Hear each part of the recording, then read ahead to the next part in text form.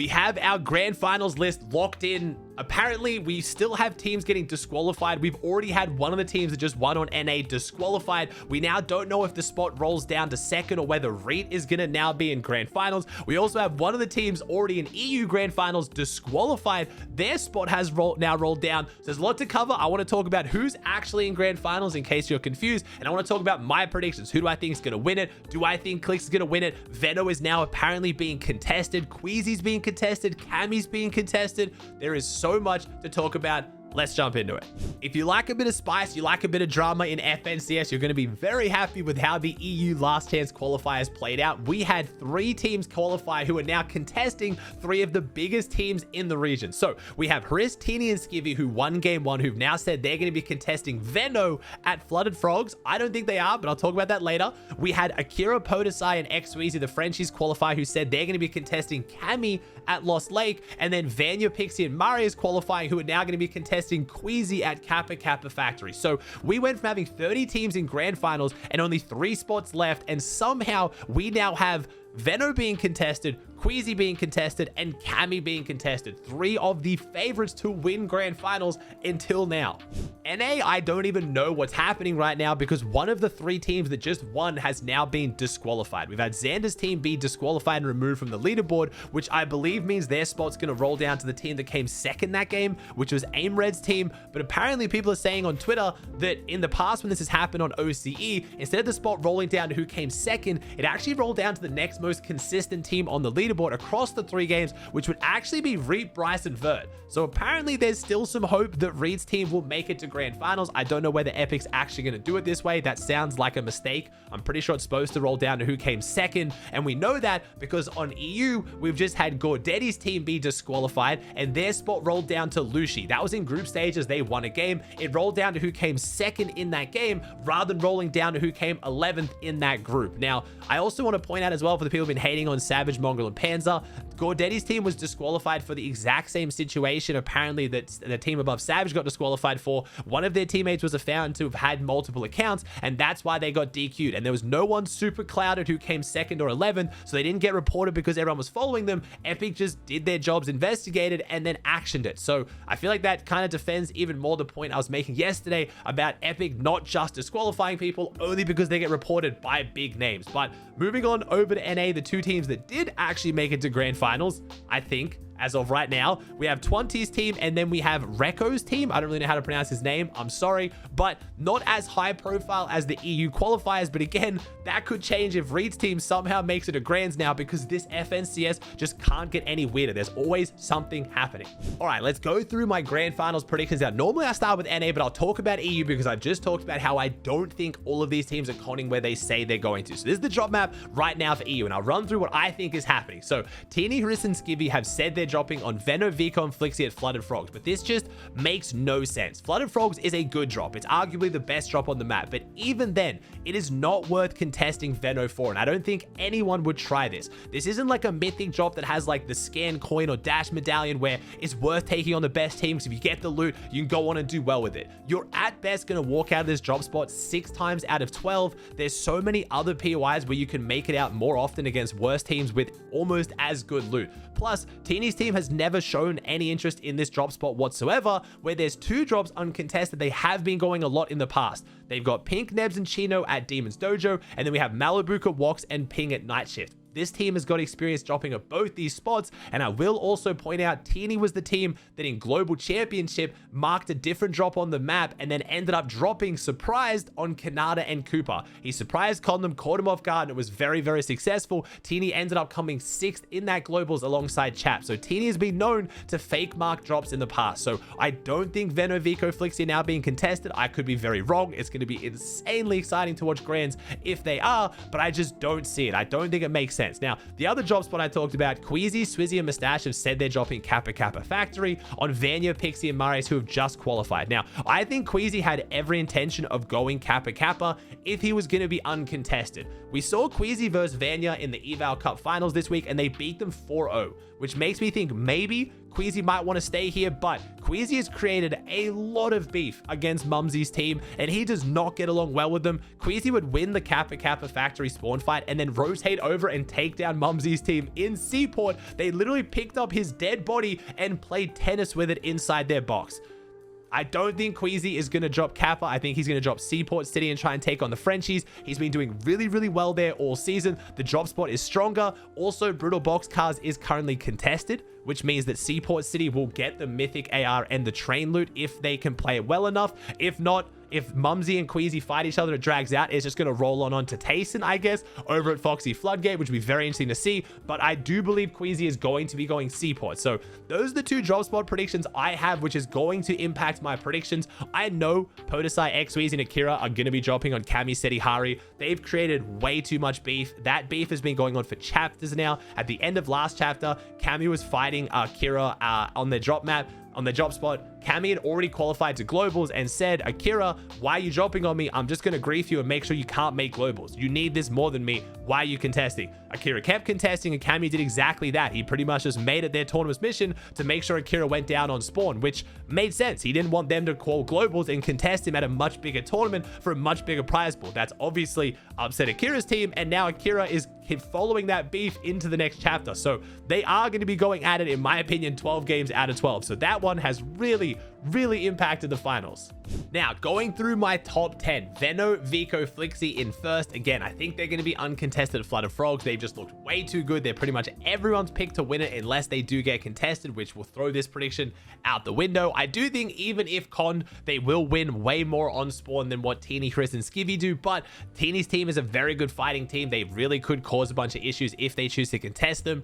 In second place, I have Malibuka, Walks, and Ping uncontested at Night Shift Forest. I did mention that I think Teeny might be dropping on them, but I truly do think Teeny is going to be dropping on Pink, Nebs, and Chino. That's why I don't have Pink's team in my top 10 at Demon's Dojo. If they're unconned, they are definitely a top 10 team, but I just truly do think that's where Teeny's going to go. In third place, I have iDrop, Sky, and Scroll. They're dropping the fields. They've been looking really solid, qualled easily through FNCS. I love Sky and Scroll. I've been gassing them up since Globals of last year. The youngest duo at Globals. I've talked a whole bunch about how ridiculous Scroll's keybinds and settings are, but I truly do think this team could be a podium finisher. I've got Tayson, Shulex, and Chicho at Foxy Floodgate uncontested. Like I talked about, if the spawn fights play out the way I think they do, I think they're going to get the train loot. They're going to have the Mythic AR and the extra loot from the train at a mid-map uncontested drop. I know this team hasn't been doing super hot by their standards, but I do think they are a grand finals team. They're going to level up and do really well the more stacked the lobby, and it doesn't get more stacked than grands.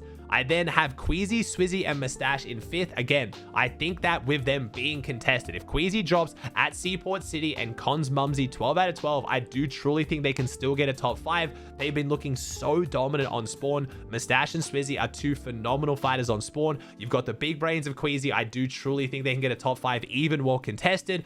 Then in my sixth place, I have more of an underrated pick. I have Pix's team. So Pix, Demus, and Dam in sixth place overall at uncontested pumped power. It's a really good drop. It's a solid drop, especially when you have teams contested at Magic Mosses, and I believe a team contested him to the east at Demon's Dojo. The reason why I think Pix's team will do so well is if Teeny's team drops on Pink. If they don't, it won't change things too much, but I do have a solid hope that if Teeny's team goes over to Pink, then Pix will be able to take advantage of that. In seventh place, I have Yanis, Noah, and Chap. They've been contested for the last few weeks by Rezon. Been a lot of drama going on there, but I do still think a trio of this caliber with uncontested Mars Meadows, especially with the loot to the south of Mars Meadows as well, is going to be able to make good work of this. They also do have Pixovsky versus Artist to their east. If they want a third party, the Hopeful Heights team, I think that'll create a very good situation for them getting a lot of surge early on in the game. I've got Kami, Seti, and Hari in 8th. They are contested in Mars Meadows by the Frenchies. There is a lot of beef and a lot of drama going on there. My biggest concern for Kami's team is not whether they can win the off-spawn fight. They've been winning it really consistently this season. It's if the Frenchies decide to get a little bit dirty. If they start playing really cringe, boxing up, landing on the outside, spraying in, if they start playing it to deliberately make Kami, Seti, Hari do bad, rather than just playing it to win and happen to be fighting them, it could get really ugly for Kami's team, like Cammy did to, you know, Akira at the end of last chapter. We'll see. I have Shark, Zhu, and Ziandi in 9th. I'm kind of picking that one in my heart. I don't know why I have such a good feeling about this trio. I do think Shark is one of the best upcoming talents on EU. Pair that with 2 veterans like Zhu and Ziandi. They are doing it out of Canyons Crossing. They do have the mounts to the east. They also can third-party Predage and Franex fight at Warriors Watch to their north, which I think will be very interesting to see how that plays out. And then I have Nathan, CZB, and Eclipse. Now, I've got Nathan, CZB, and Eclipse in here mostly because I just love Nathan and CZB as a duo. I think pair that with Eclipse, they're looking really solid. I'm kind of picking this one a little bit with my heart, but I did have to kind of have a 10th/11th, 10.5, you can call it. I wanted to make sure I had Savage, Mongol, and Panzer somewhere on there. Call me a fanboy, call it a cop-out. Kids are going to flame me and say that I should have had them higher. They haven't been placing particularly well. Their momentum has started to slow down a lot, but it's still, I want to see them do so well. I want this to work. The Bird, they finally have an uncontested drop. I'm seeing Mr. Savage uncontested in a grand finals, potentially. All it took was them getting one of the worst POIs on the map. The Bird has been significantly nerfed. It has so much less metal than what it used to have, but I really hope they can make something happen here, especially with, again, Warriors Watch being contested the East. I think that could be a very, very big point for them to kind of have a better performance than what they've currently been having. I would love to be proven wrong and see Savage's team get a top 5 and dominate and pop off. Do I think it'll happen based on their placements? No, but I really, really want it to happen. Now, moving on over to NA, my insanely bold prediction that Pete, Cold, and Ritual will win NA. It just feels like not if, but by how much. How many points is Pete going to put up on the leaderboard? How much are they going to win by? It does truly feel like that's the storyline. I hope I'm wrong, but I guess we'll have to see. Elims are worth 4 points. I've been talking about this a lot, so this format of Grands is even more suited to teams like Pete and Veno, who've been dropping insane elimination games. If they get 12 Elims, that's worth as much as a win. And this is a team that regularly drops 15 plus Elim games. If they get a few of those games under their belt, there is no one I think that can stop them in this lobby. We'll have to see, but remember, second place also makes it to globals. If Pete runs away with it, they're 300 points clear. I still do think this grand final is going to be so interesting to watch because the rest of the lobby is so close and second place still makes it to land. So I'm giving that spot to Vidal, Cooper, and Sphinx. Uncontested Mars Meadows, they've been playing so incredibly consistent, especially in these tax set lobbies. They haven't been getting as many Elims, so I do think the 4 points per Elim is going to favor some other teams more than them, but they've been playing so consistent. Their vibes are so incredibly good. I really do have to put them in my second place.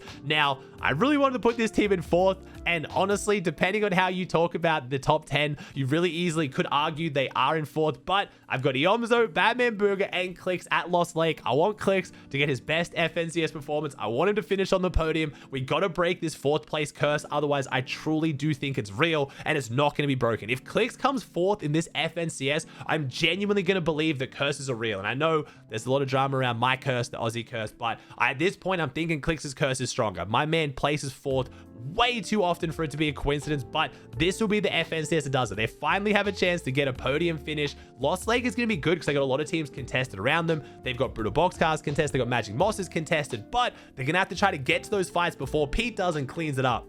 My Preds get a little bit messier here because, again, all the drama we've had between Acorn and Kanata's teams makes it really hard to gauge where they're at, like exactly how well they're going to do. So they've only played a few tournaments together. So I have got Acorn, Poyo, and Ages ahead of Kanata, Bolts, and Rapid as my 4th and 5th slots, but that's only because Acorn's team, I just have more faith. They're more locked in. They're going to be practicing more coming into it. I know we have Durag Nada back. They've been looking crazy, but I've seen too much in the timeline about Bolts just not being locked into the game. Apparently on streams, I've had Rapid talking about how he's going to be moving away from Fortnite after this season. Unless they make globals, basically, he's just going to play for fun and not really care about the game. It just doesn't give me the mentality of a team that's locked in. But even not locked in, I still think Rapid, Bolts, and Kanata could easily get a top 3. They are such an insanely good team, but I did put Acorn, Poyo, and Ages first at Night Shift Forest. Like I talked about earlier, I think Mustache is one of the most underrated players in the game right now, and I truly do think Ages is as well. Ages has been slept on for the last 2 years as one of, if not the best fighters on NA. Insane to say, but I do truly think Ages is incredible. I think he's a top 3 fighter right now, and I think Acorn, Poyo, and Ages can do very, very well from Night Shift Forest. Acorn is a Grands IGL. I do have them just beating them out, but honestly, if Durag, Nada, Bolts, and Rapid lock in and play play crazy. I know they could do really well as well. I have Muzz, Yapko, and Rise in 6th place, uncontested Shattered Span.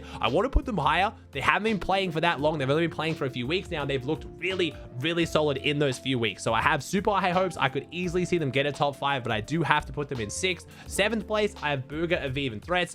Booga hasn't really been that locked in. I feel like until today, I thought Booga had hardly even been playing tournaments. I went back and checked. He's actually been placing quite well. And with uncontested Seaport, middle of the map, and getting hopefully the train loot, because DGen and Aaron are both contesting each other at Brutal Boxcars, means that the Seaport should be getting the train loot. I think that's enough to have Booga, Aviv, and Threats in 7th, potentially even higher. It's Booga. He always shows up big in Grands lobbies, and I think this is going to be one of those cases. He's also got 3 teams contested around him. Contested Foxy, or apparently Visuals, is now no longer dropping there. Bucky is now uncon. We'll talk about that in a second. But we do have now, if Diminished, his team is not dropping at Foxy Floodgate. Apparently, they're going to be going the fields to the south, which means that there's triple conned at the fields in an open, literal field for Booga to sit there and take tags in. And then also has the Brutal Boxcar fight to the north. So Booga's team has a really good choice of who they want to clean up in third party and get their surge. I think that's going to be really awesome for them. We have Curly, Noxy, and Virgo at Kappa Kappa Factory. They're also getting a lot of the loot to the north. And again, they could also take a big shot at the teams to their west at the fields. That could be a very,